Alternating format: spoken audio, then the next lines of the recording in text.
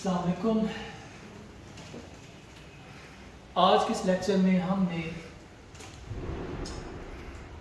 Bisection method, बोल्ज़नो method या इसको कहते हैं इंटरवल हैलविंग मेथड, जो कि हमने लास्ट लेक्चर में डिस्कस किया था, तो स्टडी किया था उसकी ज्योमेट्री को कि how the method will work for algebraic and transcendental equations. तो आज हम उसकी एक एग्जांपल करेंगे कि find the root of the equation. ये इक्वेशन है जिसका हमें रूट फाइंड करना है करेक्ट टू 4 डेसिमल प्लेसेस। मतलब डेसिमल के बाद आपके 4 डिजिट्स एक जैसे होंगे। जैसे ये है ना, ये डेसिमल पॉइंट है ये वाला, और डेसिमल पॉइंट के बाद कितने डिजिट्स हैं 1 2 3 एंड 4। तो हमें 4 डेसिमल तक इसको सेम रखना है। तो 5 भी हो सकते हैं, 6 भी हो सकते हैं, 7 भी, बट आपने कहाँ तक सेम बनाना है, अप टू 4 डेसिमल प्लेसेस तक। So here is the function. So f of x is equal to x cube minus x minus 11. ये कौन सी इक्वेशन है? ये एक अलजेब्रिक इक्वेशन है, अलजेब्रिक इक्वेशन है। तो इसको कैसे स्टार्ट करना है, आपने यहाँ रखना है x और ये f of x। अब जब भी आपने फंक्शन का जो है रूट फाइंड करना है, तो हमें दो वैल्यूज की इंटरवल का पता होना चाहिए जहां उसका साइन चेंज होता है, जैसे कि लास्ट टाइम हमने थ्योरम में किया था। तो शुरू में वो दो वैल्यूज, वो इंटरवल जहां पे हमें साइन चेंज मिलता है, वो कौन सा है और कैसे निकालना है। अब यहाँ रखना है फंक्शन और इधर x, जैसे ग्राफ में बनाते हैं आप लोग x एक्सिस और y एक्सिस के लिए। तो 0 1 2 3 जैसे ये रियल लाइन है, तो सेंटर में क्या है 0 1 2 3, ये 4 कहाँ तक जा सकते हैं आप लोग, इंफिनिटी तक, बट आपने इसमें कहाँ तक जाना है 9 तक। तो देख लें, पहले x जगह 0 पुट कर लें। x जगह 0 पुट करें तो फंक्शन का क्या आंसर आता है, मतलब यहाँ पर x की जगह 0 रखोगे तो ये किस तरह बन जाएगा, f ऑफ 0 बेसिकली हो जाएगा 0 क्यूब माइनस 0 और माइनस 11। तो इसका आंसर आ जाएगा माइनस 11। जिधर जिधर x है वहाँ आपने 0 रख दिया, तो इसका आंसर है माइनस 11। तो 0 पे ये आंसर है। ओके, फिर आपने 1 पुट करना है, तो जिधर जिधर x है वहाँ 1 लिखेंगे, तो इसका आंसर क्या आ जाएगा माइनस 11। अब ये भी माइनस 11 है, ये भी माइनस 11 है, तो हमें फिर अगली वैल्यू चाहिए, क्योंकि हमने वहाँ रुकना है। अगर यहाँ नेगेटिव है तो आगे क्या होना चाहिए पॉजिटिव, और यहाँ पॉजिटिव है तो आगे क्या होना चाहिए नेगेटिव, क्योंकि हमारा रूट तब लाइज करता है जब आपको अपोजिट साइंस मिलते हैं, जैसे कि हमने लास्ट थ्योरम में डिस्कस किया था। सो 1 पे भी नेगेटिव आंसर आ गया। अब आप क्या चेक करो, 2 पे चेक करो। 2 का मतलब है जहाँ x है फंक्शन के अंदर, तो वहाँ 2 पुट कर दे, तो क्या बन जाएगा ये 2 क्यूब माइनस 2 और माइनस 11। इसको सॉल्व करेंगे तो आंसर क्या आ जाएगा माइनस 15। अब ये नेगेटिव, फिर नेगेटिव आ गया, साइन चेंज नहीं हो रहा। तो अब आप नेक्स्ट कहाँ क्या पुट करें 3, तो जिधर जिधर x है वहाँ 3 पुट करेंगे, तो क्या आएगा यहाँ 3 क्यूब माइनस 3 माइनस 11। तो इसको जब सॉल्व करेंगे तो इसका आंसर आ जाएगा 13। अगर देखो तो यहाँ आंसर क्या है माइनस और इधर क्या है प्लस, तो इसका मतलब है आपका साइन चेंज हो गया, और जहाँ साइन चेंज होता है वहाँ आपको रूट मिल जाता है। There will be one real root on that points. तो वो पॉइंट्स जहाँ पे साइन चेंज हो रहा है वो कौन से हैं 2 एंड 3। इसका मतलब है हमारा रूट लाइज करेगा 2 एंड 3, बिटवीन 2 एंड 3। सो और यहाँ पे फंक्शन की जो वैल्यूज हैं वो हम लिख दी, f ऑफ 2 क्या होगा माइनस 5, और इस 3 के ऊपर जो फंक्शन की value f of 3 that is equal to 13। अब हमने अकॉर्डिंग टू द मेथड चलना है, जो कि क्या है द बाइसेक्शन मेथड और द बोल्ज़नो मेथड। वो में ये कहते हैं जहाँ भी रूट लाइज करे जिन दो वैल्यूज के ऊपर, आपने उन दोनों का एवरेज लेना है, उन दोनों की मिड लेनी है। अब हमारा रूट लाइज कर रहा है 2 और 3 के ऊपर, तो पहली अप्रोक्सीमेशन है तो x1 लिखेंगे। x1 विल बी, आपने इन दोनों की एवरेज लेनी है 2 + 3 डिवाइडेड बाय 2 कर देना है। ये 2 बेसिकली आपका है, ये इंटरवल, ये वैल्यू a है और ये आपका b है। तो जो x1 आपको मैंने लास्ट टाइम बताया था, हमने फर्स्ट अप्रोक्सीमेशन में लिखा था x1 = a + b divided by 2. So here a is 2 and b will be the 3. And what are the similar, what is the answers? वो आपने यहाँ देख लिया।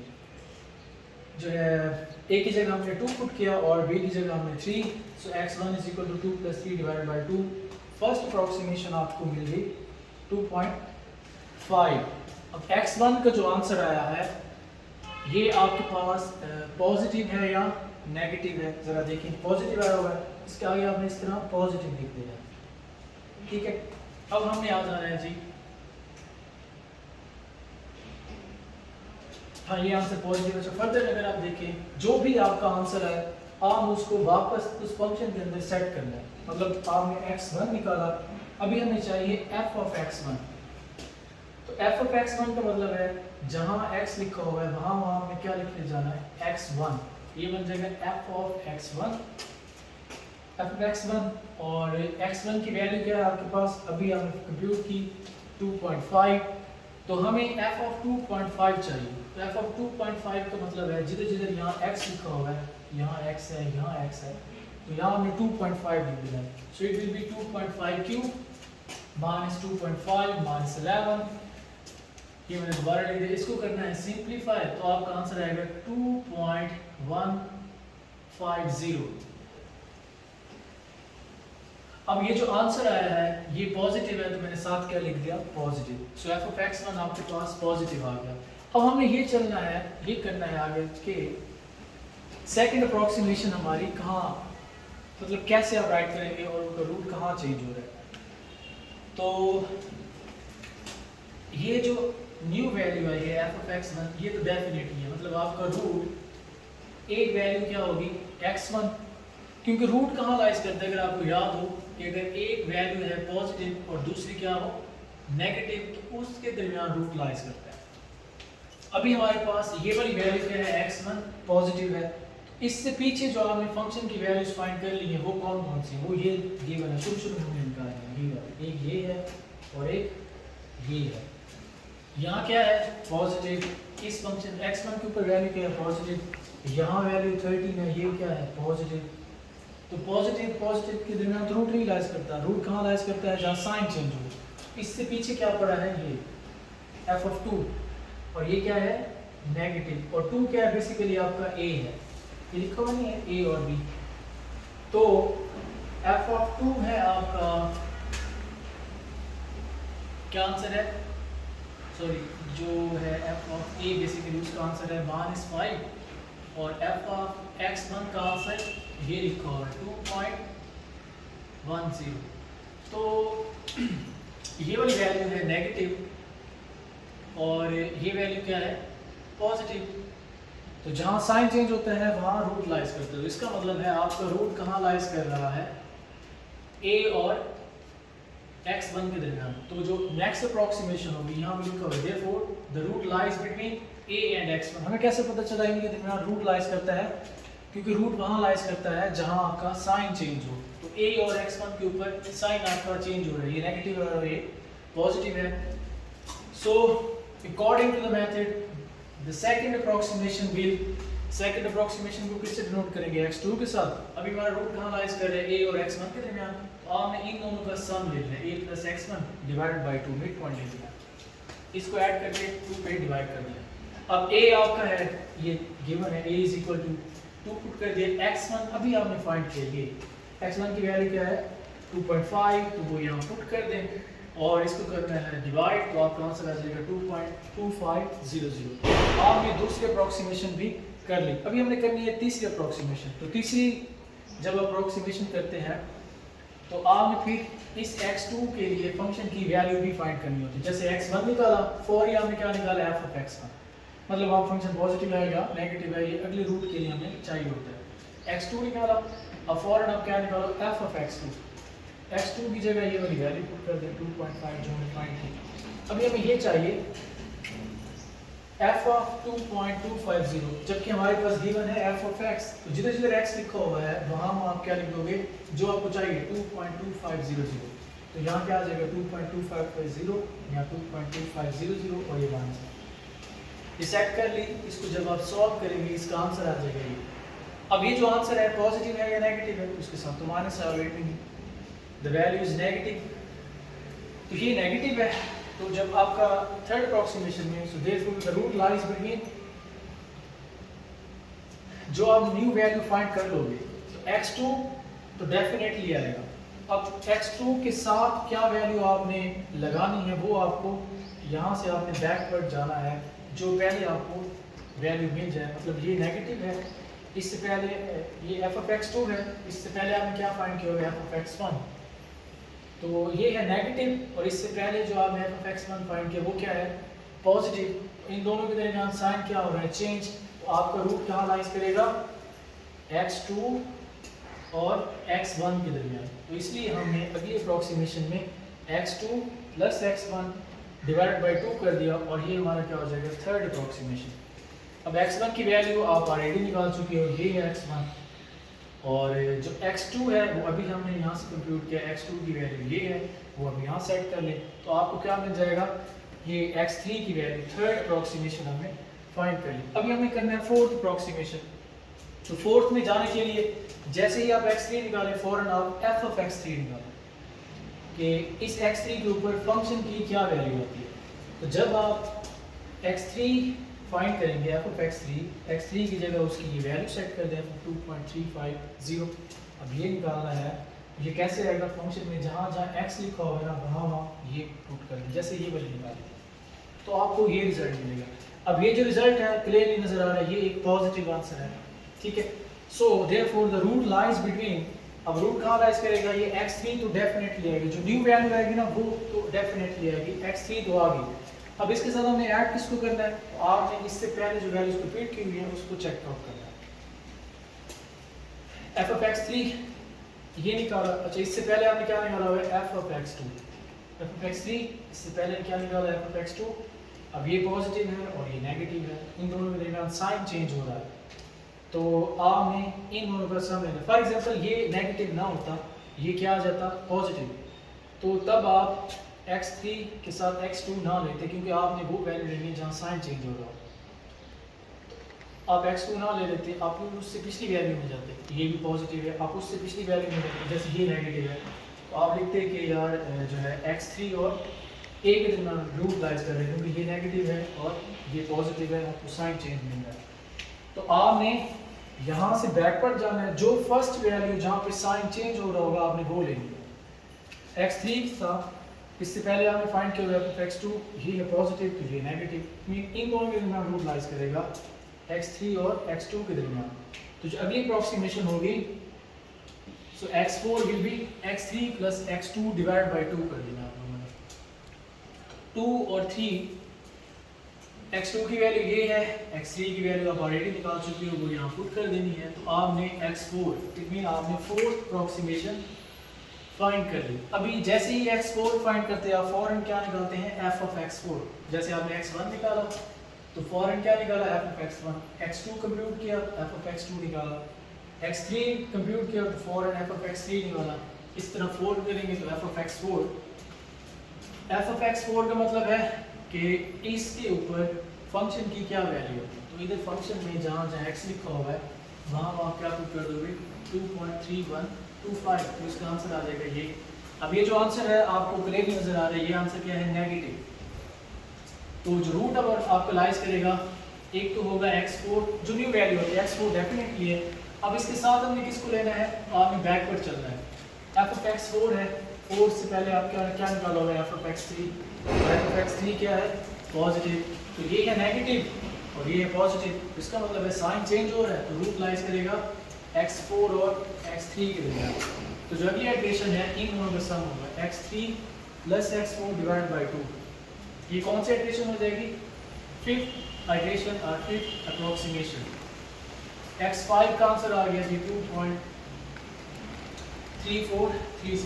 ये x3 और x4 की वैल्यूज आपने ऑलरेडी कंप्यूट कर ली हैं, ये रहा x3 और ये रहा x4, x5 हमने कंप्यूट कर लिया।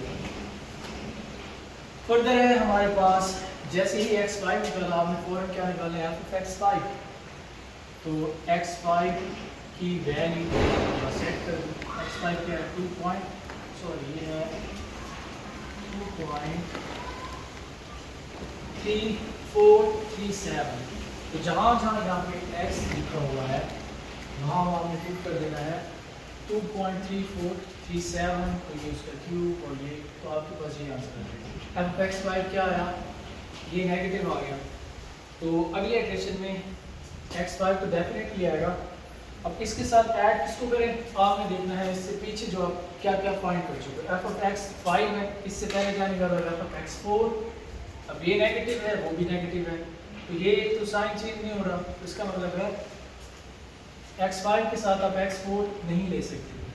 x4 से पहले क्या निकाला है, x3, और वो पॉजिटिव है, तो ये था 5 नेगेटिव था और ये पॉजिटिव है, तो यहाँ साइन क्या हो रहा है, चेंज। तो आप फिर क्या करोगे, x5 और x3 को ऐड करोगे और 2 पे डिवाइड करोगे अकॉर्डिंग टू द मेथड, क्योंकि जहाँ साइन चेंज होगा वहाँ रूट मिलेगा। So the sixth approximation will x5 plus x3 divided by, अब 2 कर देंगे, x5 आप ऑलरेडी निकाल चुके हो जो कि ये है, और x3 भी आप ऑलरेडी निकाल चुके हो जो कि ये है, इनकी वैल्यूज यहाँ पुट करेंगे तो आपको ये आंसर मिल जाएगा x6।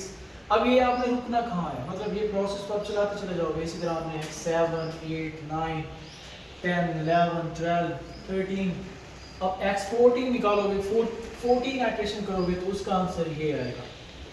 जब आप 15 आइट्रेशन करोगे उसका आंसर भी क्या आएगा, यही आएगा। आपने वहाँ रुकना है जहाँ आपके पास ये आंसर रिपीट होना शुरू हो जाए, मतलब जैसे x5 का आंसर है वैसे ही x6 का आ जाता, यही आंसर यहाँ आ जाता, तो आप स्टॉप कर लेते क्योंकि आपका आंसर बार बार रिपीट होना शुरू हो गया है। तो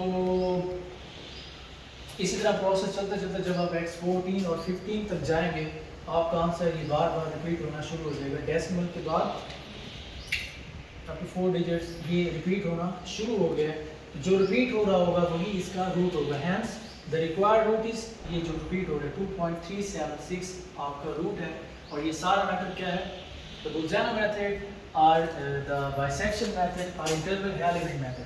अब इसके अंदर शुरू में उसने कहा हुआ था 4 डेसिमल प्लेसेस पे आपने इसको सॉल्व करना है, तो आपकी मर्जी है, आप अपना कैलकुलेटर 4 डेसिमल पे कर सकते हैं, आप अपना कैलकुलेटर 5 पे भी कर सकते हैं, 6 पे भी, 7 पे भी, तो 7 डेसिमल प्लेसेस पे भी आप अपना कैलकुलेटर फिक्स कर सकते हो। फॉर एग्जांपल जब आप 7 डेसिमल प्लेसेस पे करेंगे तो हर वैल्यू में डेसिमल के बाद 7 डिजिट आना शुरू हो जाएंगे, तो वो 7 डिजिट्स जो है वो लिखना टाइम कंज्यूमिंग होता है, हर डेसिमल पॉइंट के बाद 7 डिजिट आ जाते हैं, तो वो टाइम कंज्यूमिंग होता है, इसलिए हम जो है 4, 5 तक ही कर लेते हैं। और अगर आपने इस तरह किया ना 7 पे फॉर एग्जांपल आपने 5 डेसिमल प्लेसेस पे फिक्स किया है तो ये इस तरह आ जाएगा 5.2345, और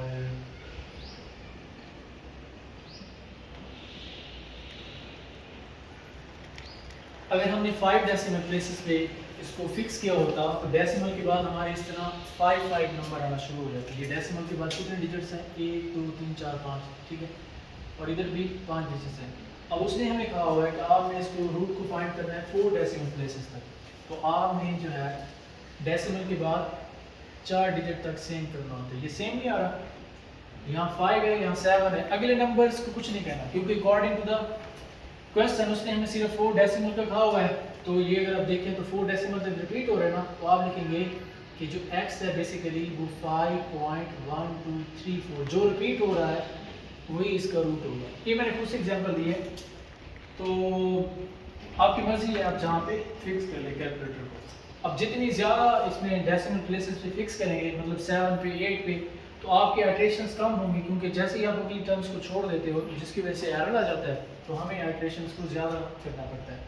ये वाला मेथड आपको जैसे नज़र आ रहा है कि मतलब 15, 16, 18, 21 आइट्रेशंस भी करनी पड़ती है बहुत क्वेश्चन में, तो ये जो है बहुत स्लो है, इसलिए इसको कहा जाता है द स्लोली कन्वर्जेंट मेथड। तो सबसे स्लो मेथड यही है बाइसेक्शन मेथड। तो इसके बाद जो अगले मेथड है वो हम नेक्स्ट डिस्कस करेंगे। तो शुक्रिया, थैंक यू।